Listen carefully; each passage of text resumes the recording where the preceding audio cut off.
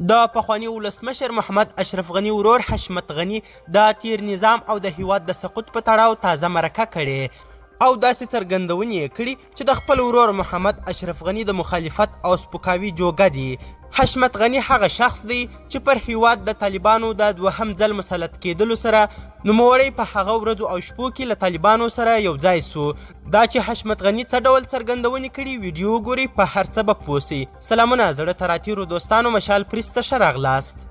حشمت غني وایي تیر حکومت امریکا جوړ کړی و، امریکا بیرته ړنګ کړ.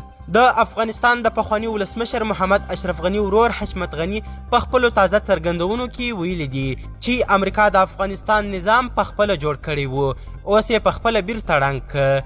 نوموړی زیاتوي چې د افغانستان د وروستیو بدلونونو په پایله کې دا ښکاره وه چې قدرت باید طالبانو ته انتقال شي. دی وایي ما د طالبانو سره په خپلو خبرو کې هغوی ته په ډېر واضح ډول وویل چې امنیتي سکتورونه دي دوی په خپله کنټرول کړي، خو د دولت نورې برخې دي مسلکي کسانو ته وسپاري. نوموړي د افغانستان د ګاونډیو هیوادونو په هکله څرګندونې کړي دي او ویلي دي چې د افغانستان نور ګاونډیان دا ظرفیت نه لري چې د افغانستان سره د پام وړ مرستې وکړي. خو د دې سره سره یې زیاته کړه چې ایران دا وړتیا لري چې د افغانستان سره مرسته وکړي. دی وړاندې وایي چې پرته د ایران له مرستې دا ګرانه ده چې په افغانستان کې دا حالت او شرایط ښه شي. دا مشخص نه دی ویلي چې ایران باید د افغانستان سره په کومه برخه کې مرسته وکړي.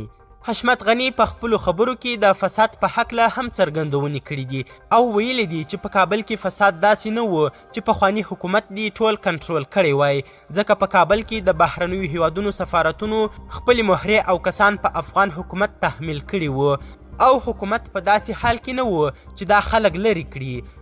نوموړي همدارنګه ویلي دي چې ایران کولی شي په افغانستان کې د کانونو په برخه کې پانګونه وکړي او د دې ترڅنګ په افغانستان کې زراعتي ځمکې او اوبه شتون لري.